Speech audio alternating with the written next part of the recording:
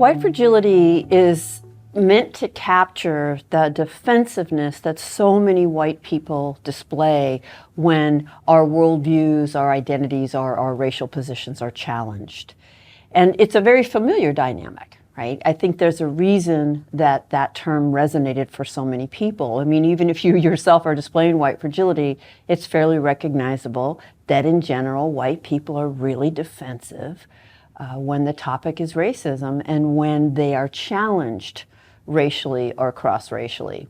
So the fragility part is meant to capture how easy it is to trigger that defensiveness. For many white people, the mere suggestion that being white has meaning will set us off. Another thing that will set us off is generalizing about white people, right? Right now, I am generalizing about white people, and that questions a very precious ideology, which is most white people are raised to see ourselves as individuals.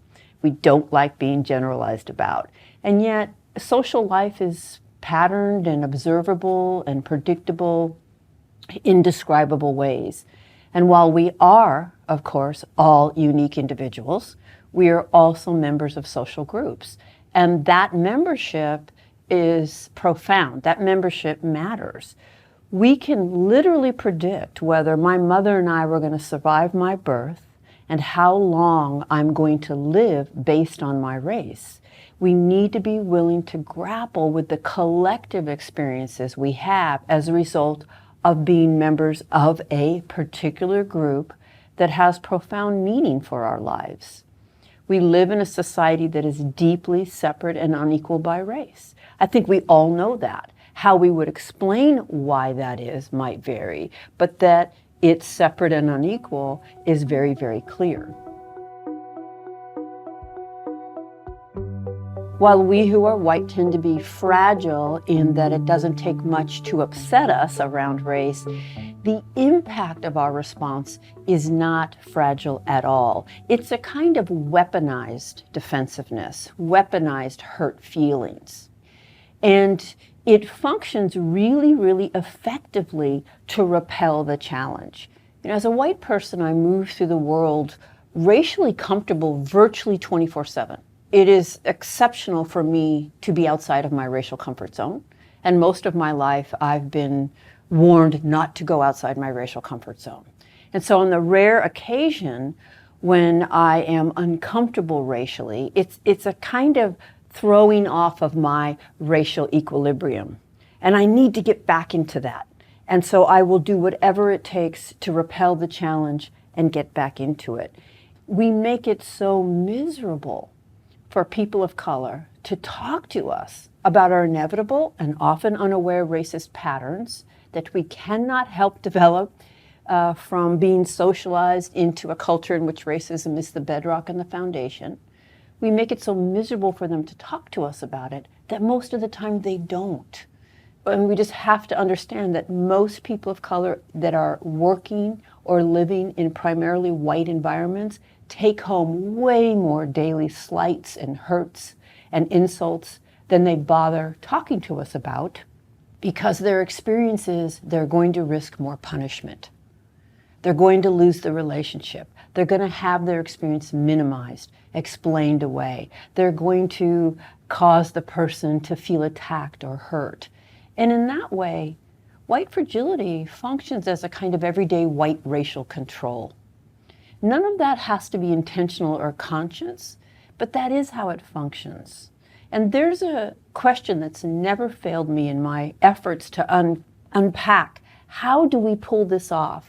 How do so many of us who are white individually feel so free of racism, and yet we live in a society that is so profoundly separate and unequal by race? And the question that's never failed me is not, is this true or is this false? Is this right or is this wrong? But how does it function? How do these narratives that I tell, how do they function? When I tell you, well, I'm just an individual, why can't we all just be individuals? When I tell you, I was taught to treat everyone the same. When I tell you, but it's focusing on race that divides us. When I tell you, but I have lots of friends of color.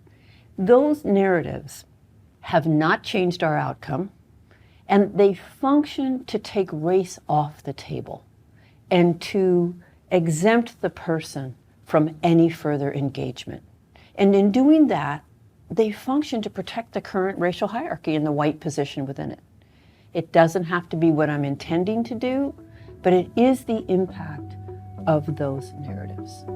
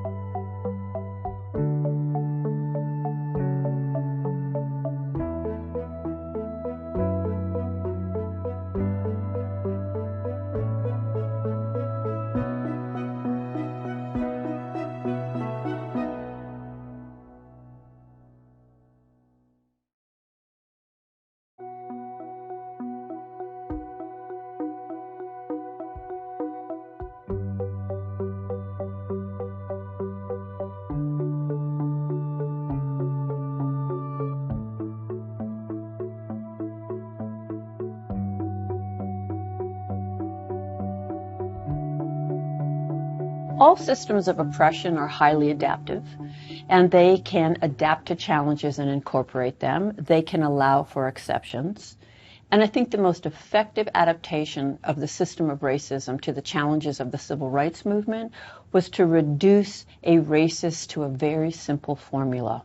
A racist is an individual, always an individual, not a system, who consciously does not like people based on race, must be conscious, and who intentionally seeks to be mean to them. Individual, conscious intent. And if that is my definition of a racist, then your suggestion that anything I've said or done is racist or has a racist impact, I'm going to hear that as you just said I was a bad person. You just put me over there in that category. And most of my bias anyway is unconscious. I'm not intending, I'm not aware. So now I'm going to need to defend my moral character. And I will, and we've all seen it.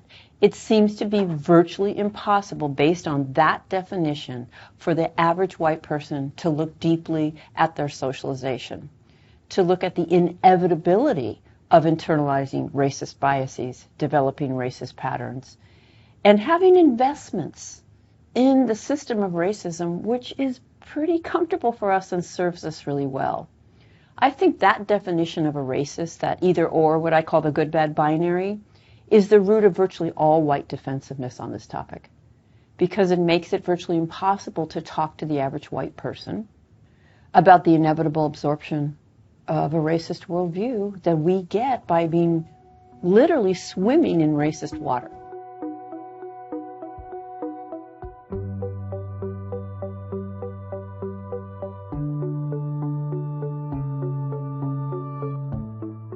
I'm going to use a term here that I understand is charged, and that's white supremacy.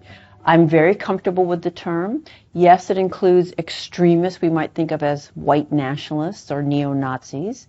It also is a highly descriptive sociological term for the water we swim in, for the society we live in. A society that holds white people up as the human ideal, as the norm for humanity, and everyone else as a particular kind of human and a deficient one. So I live in a society that from the time I open my eyes, in myriad ways, both implicit and explicit, has conveyed to me that I am inherently superior because I'm white. The research shows that all children by age 3 to 4 understand it's better to be white. All children. Me, I got that message. You got that message. Everyone gets it. You can't miss it. And it's not isolated. It's not singular. It's not dependent on any one person. It's relentlessly circulating. And so internalized superiority is another great challenge or barrier for white people wanting to push through this or address this. We can talk about individualism and how that functions, and universalism and white solidarity, but I think the hardest one for us to face is internalized superiority. And yet, when you accept that you got that message, you couldn't help it, you can then get to work trying to challenge that message rather than inadvertently protect it through your defensiveness and your refusal to engage with it. And so we simply can't get where we need to go from the current paradigm that says only mean, intentional individuals could ever perpetrate or participate in racism. When you change your paradigm, it's so transformative and liberating.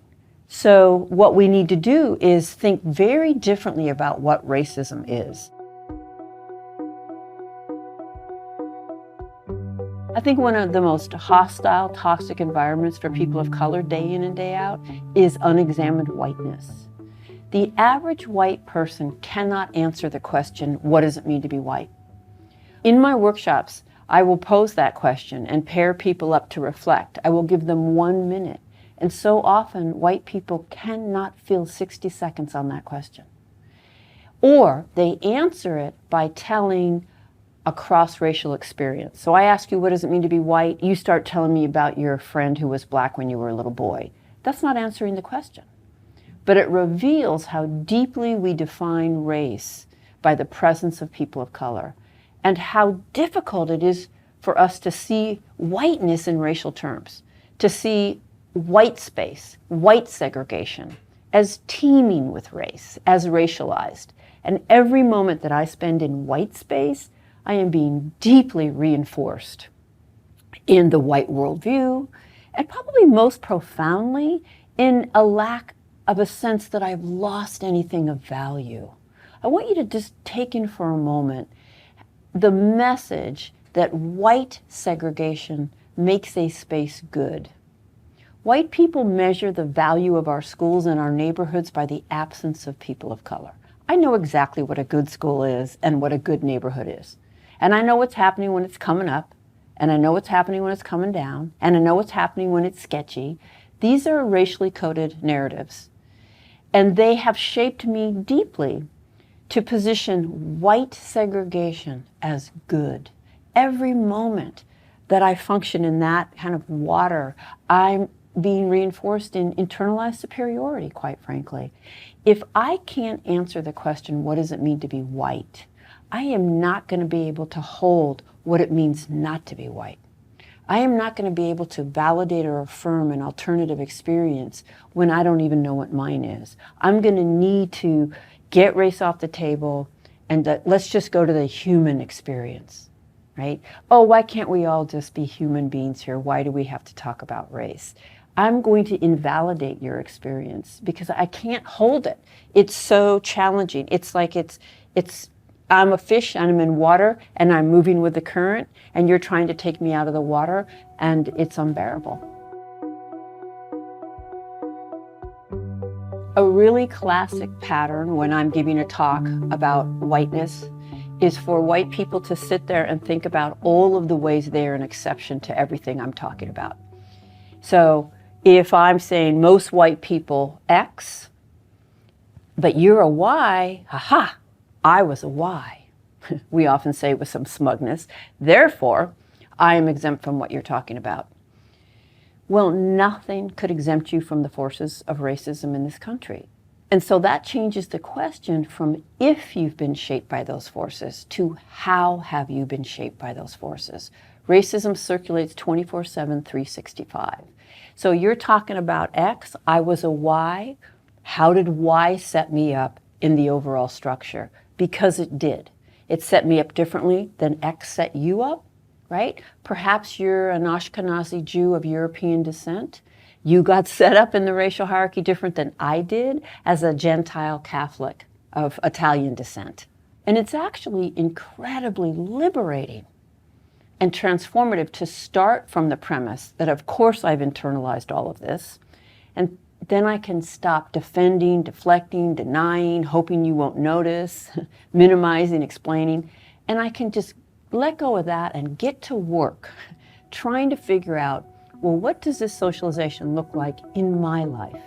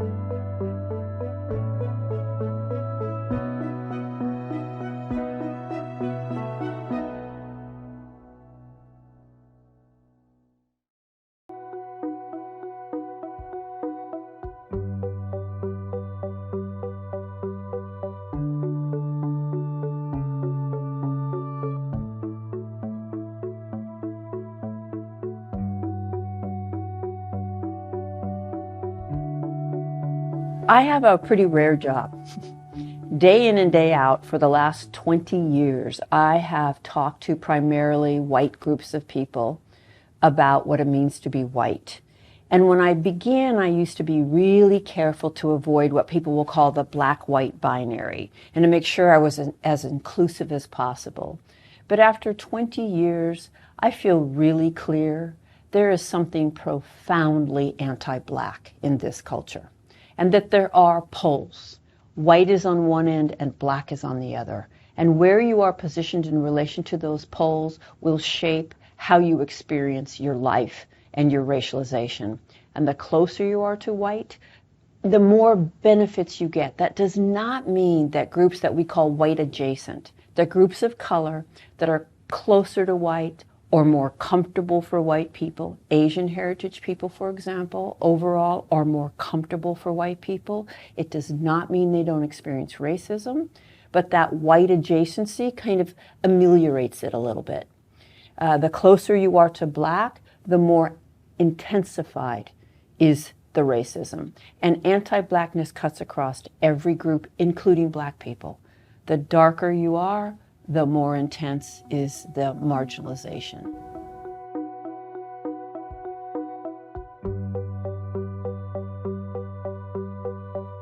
You don't have to scratch very hard on white people for anti-Blackness to erupt. Nothing seems to turn the crank of white resentment, like thinking Black people got something over on us, something that they did not deserve, because the message is that they're inherently deserving. Any moment of Black advancement, as Carol Anderson argues in her book White Rage, is met with a backlash of white rage and resentment. I think we're in a current moment of that after 8 years of Obama. And I don't know that anything will bring it to the surface like bringing up affirmative action. It's just incredible to me, the resentment white people have around a program, basically a toothless program that we've practically dismantled, that was intended to just at least say, you have to include people of color in your searches. You are not required to hire people of color, but you have to include qualified people of color. And then you have to be able to say why you didn't hire them. All of the research in implicit bias is clear that it's not a pipeline issue. It is a racial bias issue. Black people are discriminated against in the workplace. I have been in 100% white workplaces and heard white people bitterly complaining that because of affirmative action, white people can't get jobs anymore. It's delusional. You're looking around going, where are they? But it's so tenacious, this resentment.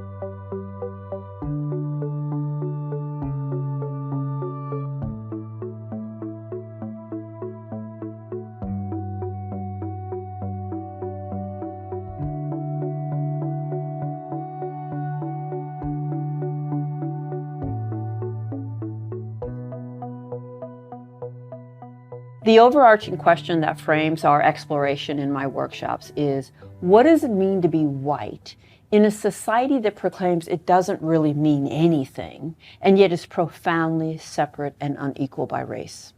And so that's the question that frames our exploration, and everything we do is meant to unpack what that means.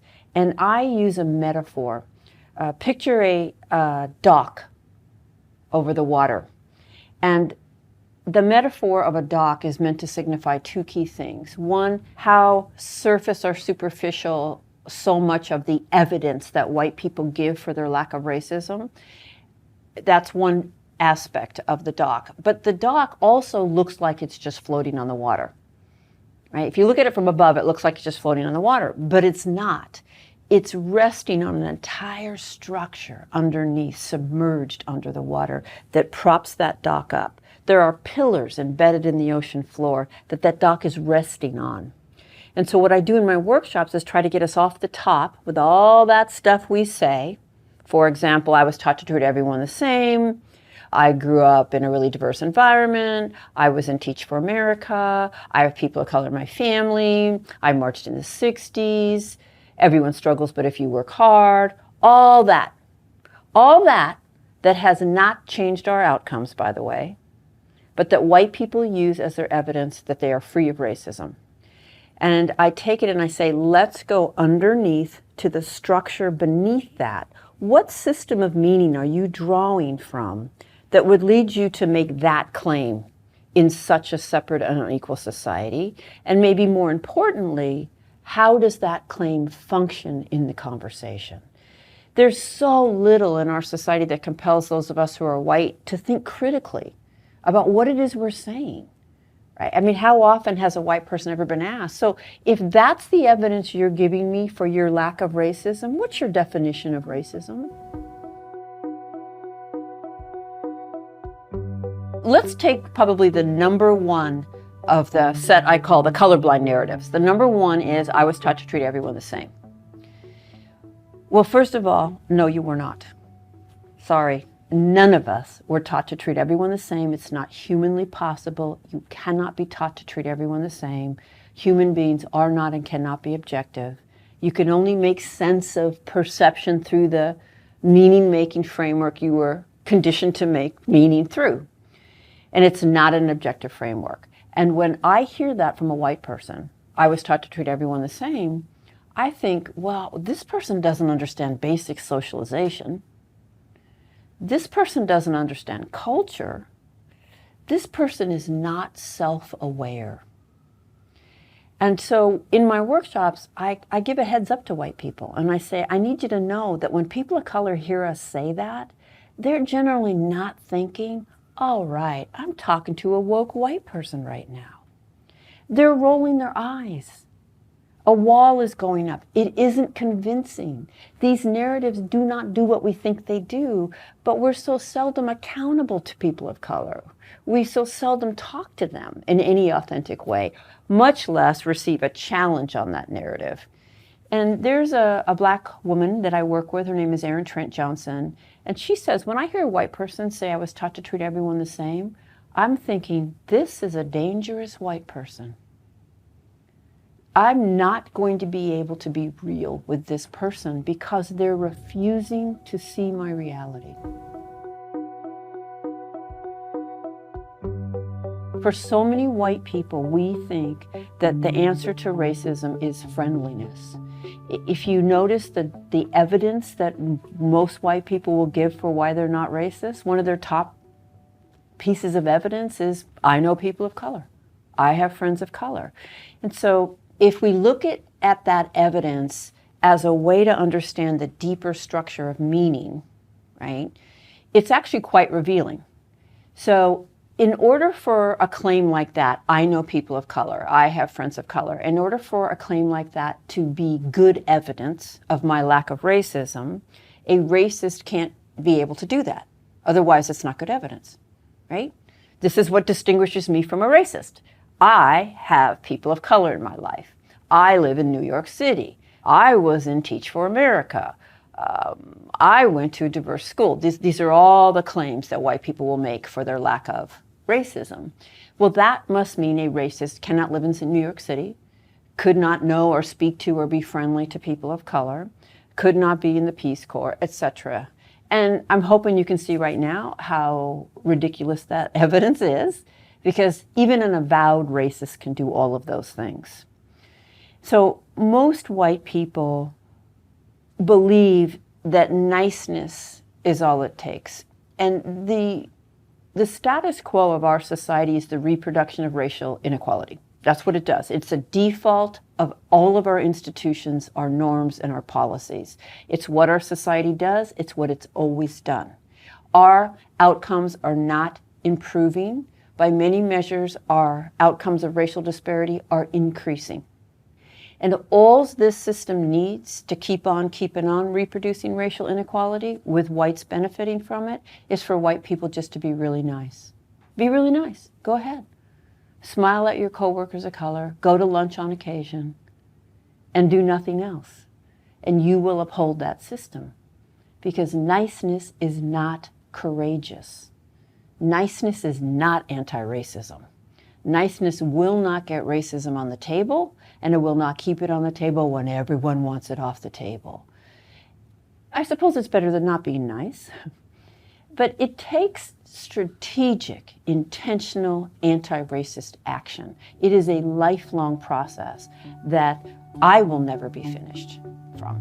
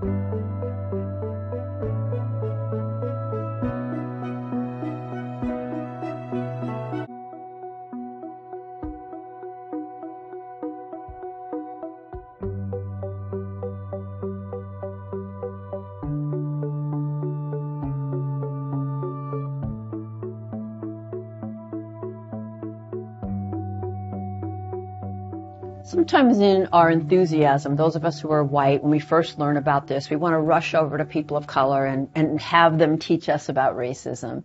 And we definitely do not want to go ahead and do that for a couple of reasons. First of all, there are plenty of people of color who have provided that information and are happy to give it and generally be paid to do so. They write books, they give talks, they have videos.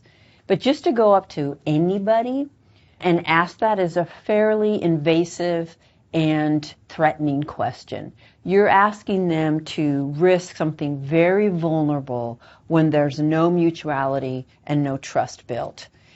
You're asking them to kind of open their chest and share something that's very sensitive, and their experience most likely has been that if you don't like what you hear, you're going to invalidate it. It's not for people of color to carry that burden. It's for those of us who are white to be talking to each other and to also seek out the information that people of color have volunteered to give us. My voice cannot be the only voice. There is no way we can understand what we need to understand without the voices of people of color, and overwhelmingly those voices. But we have to be really thoughtful about how we get that information and how we engage. I often use the analogy, imagine I'm in the workplace, I have a coworker, it's a man. You know, he's friendly to me and everything. We've never gone to lunch or anything. We say good morning. And one day he just walks up to me and says, I heard all about the Me Too movement. Have you ever been sexually harassed at work? Or have you ever been raped? I'm hoping that you would know that that is an incredibly threatening and vulnerable question to be asked by a man that I don't know that well. When I don't understand a piece of racism, I just imagine that a man is saying to me, right? I just imagine a men that I don't have much of a relationship with suddenly wanting me to tell them about all my experiences I've had around male violence. That's going to feel really weird to me, and I have no idea what the response is going to be.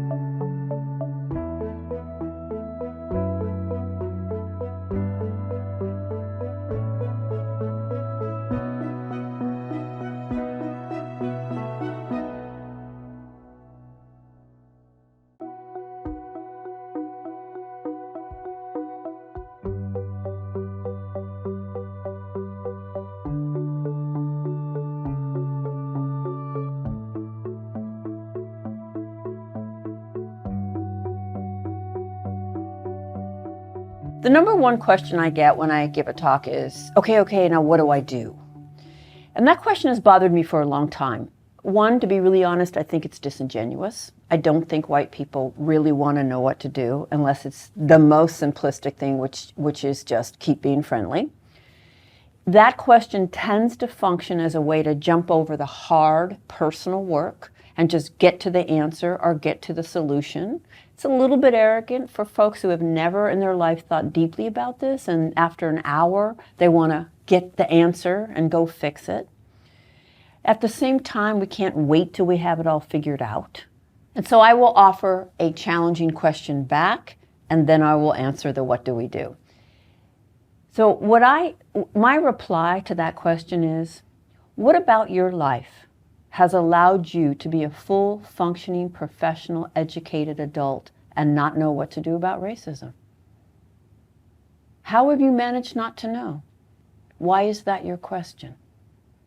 People of color have been telling us this for a very long time.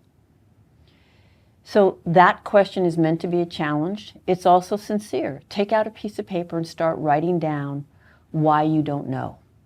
Probably on the first of your list is going to be, I wasn't educated on this. I don't talk about race. I don't really have relationships across race, or not many. And when I do, we don't talk about race. I haven't cared enough.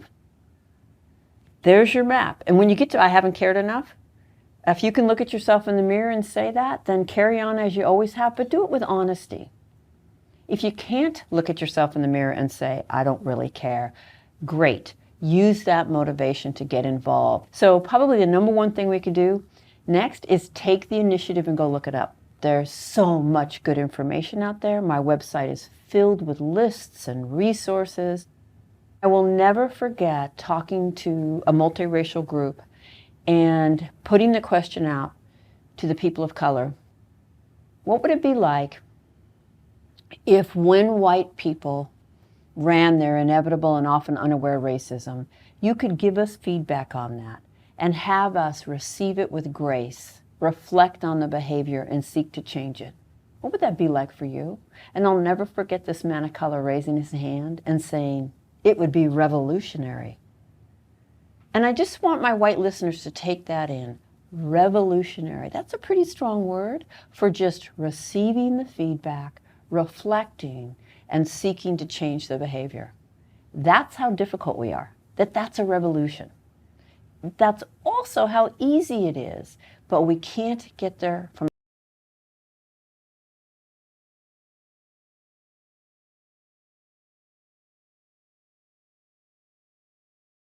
current paradigm. So work really hard to change your paradigm, and not only will your interpersonal relationships change, so will our institutions, because we will see that they do.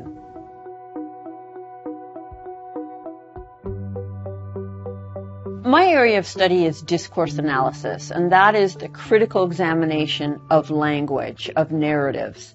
That I grew up thinking that words are just objective, neutral things that describe something. And now I understand that the words or the language we have to describe things shapes the way we see things. And as a white person studying racism and how white people get conditioned into the racist system, whenever a narrative comes up really quickly, whenever a white narrative surfaces really easily, I think it's a red flag. I think it's worth looking at. And guilt and shame are really quick for white people, right? So, well, this just makes me feel so guilty. And so I would challenge anyone who says that to actually ask yourself on a daily basis, how often do you feel racial guilt as a white person? Honestly, 0? 2%? 10%? When race comes up and you get challenged, is that when you feel guilty? But walking through your daily life, how often do you feel racial guilt? The other day I was walking into Whole Foods and I had to step over a black man lying in the gutter, and I felt a moment of racial guilt until I got into Whole Foods, and then Rainier cherries were on sale and I was really excited about that and forgot all about it. There's something that we really need to look at in this jumping to this makes me feel too guilty. The antidote to guilt is action. I feel guilty about things I have not repaired or addressed, and I don't feel guilty anymore when I've repaired or addressed them. There's also this piece, there's the kind of I don't want to feel so bad kind of guilt, and that how dare you try to make me feel guilty. If you don't see that there's anything to feel guilty about, then relax. I am clear that as a result of being born and raised in this society, I have a racist worldview. I have racist biases. I've been exposed to racist discourse my whole life. I have racist patterns. I have investments in the system just like it is because it's so comfortable for me and it serves me. I don't feel guilt about that because I didn't choose it. 1, and 2, because I'm doing the best I can to address it.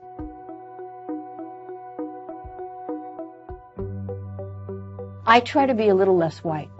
I'm really clear that I am not going to be free of my conditioning, and racism is not going to end in my lifetime.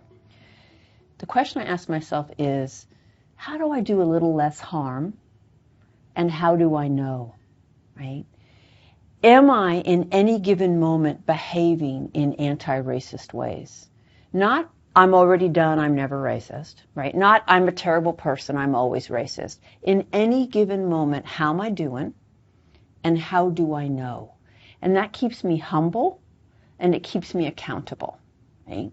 So for me, to do less harm is no small thing, because it could literally be one more hour on a person of color's life who didn't have to take home my nonsense and agonize all night long whether it was worth it to talk to me or they should just suck it up yet again, lest they risk my lashing out in defensiveness. So for me to be less white is to be less oppressive racially, to be less arrogant, to be less certain, to be less defensive, to be less ignorant, quite frankly, to be more humble, to listen, to believe, to break with apathy, to break with white solidarity. It's not easy. It's a lifelong process, but nothing is more rewarding.